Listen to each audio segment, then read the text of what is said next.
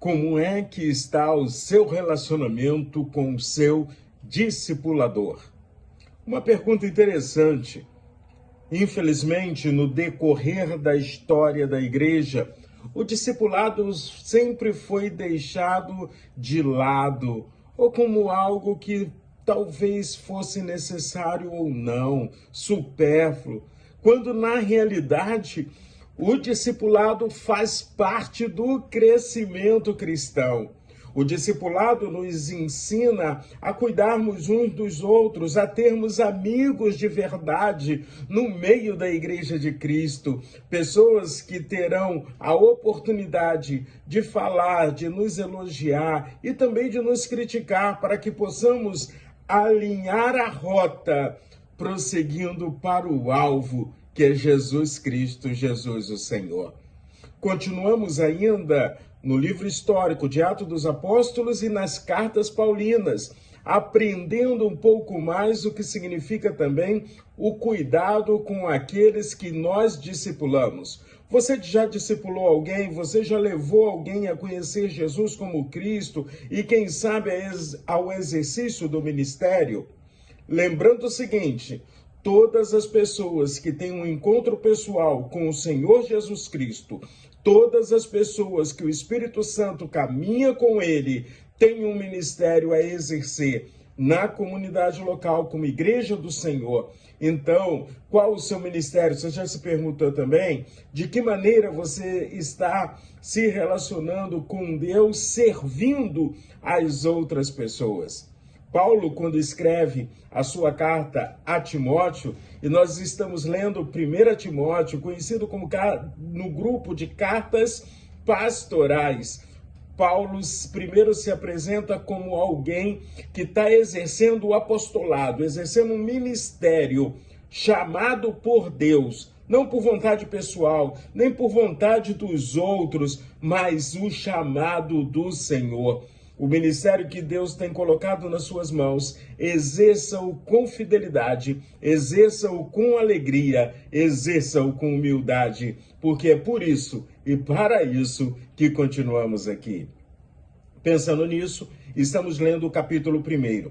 Capítulo 1 de 1 Timóteo, ele nos ensina sobre o chamado ministerial, o cuidado com as falsas heresias, genealogia e tantas histórias que vêm passando pelos séculos. O evangelho do Senhor Jesus Cristo é simples e nós precisamos apresentá-lo também com simplicidade, porque Jesus veio para fazer discípulos, para salvar as pessoas. Jesus Cristo veio para cuidar de gente e espera que nós também estejamos cuidando. Vamos ler então 1 Timóteo, capítulo 1, versículos de 12 a 17, que diz assim: Dou graças a Cristo Jesus, nosso Senhor, que me fortaleceu e me considerou fiel, designando-me para o ministério. A mim, que no passado era blasfêmio, perseguidor e insolente, mas alcancei misericórdia, pois fiz isso na ignorância e na incredulidade. Transbordou, porém, a graça de nosso Senhor com a fé e o amor que há em Cristo Jesus.